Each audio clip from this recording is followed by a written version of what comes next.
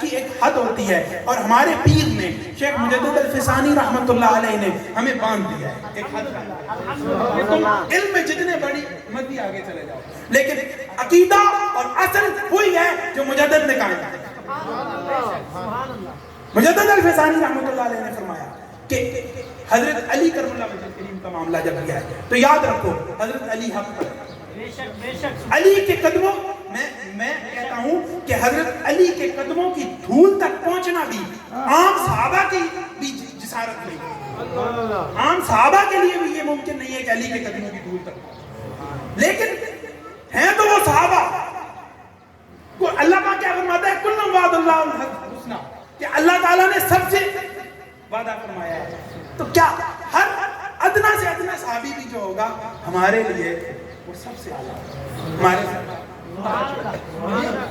اس کا یہ مطلب نہیں ہے کبھی بھی آپ علم کے ذوق میں آ کر یہ نہ کریں کہ بنو امیہ کو حضرت علی کے مقابلے میں کھڑا کر دیں، یہ کریں گے تو فتنہ فساد ہوگا۔ کیونکہ علی کی قدموں کے دھول تک پہنچنا بھی ناممکن ہے، لیکن اس کا یہ مطلب بھی نہیں ہے کہ آپ ادھر جائیں تو آپ حضرت امیر معاویہ کے بارے میں یا کسی بھی صحابی کے بارے میں آپ زبان کو لگام دیے بغیر گفتگو کریں، یہ بھی ایمان کا حصہ نہیں ہے۔ کیونکہ وہ صحابہ اکرام ہیں، معاملات ان کے وہ فیصلہ میرے رب نے کرنا ہے، لیکن بات یہ ہے کہ گفتگو کریں ادب کے دائرے میں رہ کے، تمیز کے دائرے میں رہ کے، اس نے اخلاق سے اور اپنے آپ کو لگام دے کے اور یہ سوچ کے کہ میں کیا ہوں۔ کیونکہ تصوف میں صوفیاء کا جو پہلا سبق ہوتا ہے وہ تزکیہ نفس ہوتا ہے، کہ انسان کا تزکیہ باطن کرے، انسان اپنے آپ کو، اپنے نفس کو، اپنے آپ کو مٹا کر شیخ کی بارگاہ میں بیٹھتا ہے۔ شیخ کیا مقصد شیخ ہوتا ہے؟ نہیں، شیخ مقصد نہیں ہوتا، شیخ وسیلہ ہوتا ہے، شیخ وسیلہ ہوتا ہے۔ کیونکہ جب آپ کسی شخص کے سامنے اپنے انہماک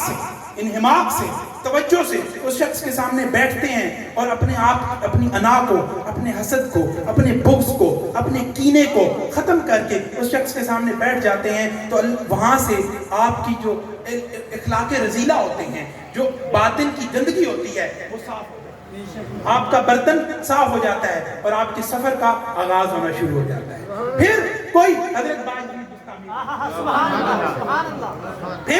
پھر کوئی باجزید بستامی بنتا ہے، پھر کوئی ابو الحسن خرقانی بنتا ہے، پھر کوئی حضرت عبد الخالق گویندوانی بنتا ہے، پھر کوئی حضرت حسن بصری بنتا ہے، پھر کوئی رابعہ بصری بنتا ہے، پھر عقیدہ، پھر کیا ہوتا ہے، حضرت رابعہ بصری اپنی مکان میں تشریف فرما ہیں اور کیا ایک ہی روٹی تھی، کوئی مانگنے آیا دے دی، اگلا پھر کوئی شخص آیا کہا ایک ہی روٹی تھی تم نے دے دی، کہا اللہ کا وعدہ ہے 1 2 کے 10 10